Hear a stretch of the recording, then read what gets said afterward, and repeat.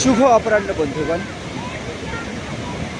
এখন আমরা ঝাড়খণ্ডের একটা বিখ্যাত জলপ্রপাতের সামনে এসে হাজির হয়েছি, যার নাম হন্ড্রু জলপ্রপাত। এই হন্ড্রু জলপ্রপাতটি এত সুন্দর হতে পারে যা বলে বর্ণনা করা যাবে না। অপূর্ব, অসাধারণ, ভাষায় যত রকম সংযোজন করা যায় ঠিক ততটাই।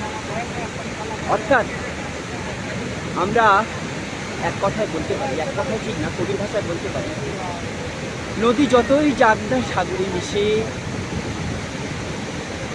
সার্থক জনম আমার জন্মেছে এই দেশে। আবার বলি, নদী যতই যাক না সাগরে মিশে, সার্থক জনম আমার জন্মেছে এই দেশে।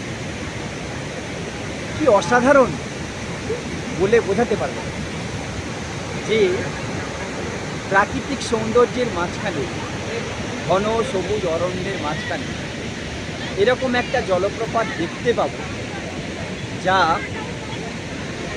এই জীবন জীবন এক প্রকার ধন্য বলে। এক জীবনে বা এই জীবনে এরকম একটা অসাধারণ চিত্র দেখা সত্যি মনে মুগ্ধ হলাম বলতেই পারে। আপনারাও দেখুন, ভালো লাগবে। সুবর্ণরেখা নদী, তার যে হঠাৎ আছড়ে করা সাগরের পর্বতের উপর দিয়ে এখানেই সেটা আকাশ হচ্ছে। এখানে বলতে আমরা বলতে চাইছি এই হন্ড্রু জলপ্রপাত তার একটা অন্যতম পীঠস্থান। কি অসাধারণ চিত্র! মনে হচ্ছে না ঘন কুয়াশায় থেকে যায়, অর্থাৎ অসংখ্য জলকণা রাশি ধীরে ধীরে যেন উঠে আকাশে মিশে।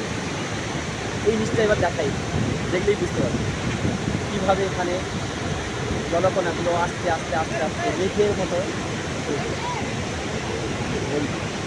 অসাধারণ অসাধারণ। অসংখ্য মানুষের ভিড়, জনতা আসবে না। প্রকৃতি প্রেমিক যদি হয়, মানুষ তো অবশ্যই আসবে। আপনারাও আসুন, খুব ভালো লাগবে। ঠিক আছে, আপাতত রাখি, ভালো থাকুন সবাই।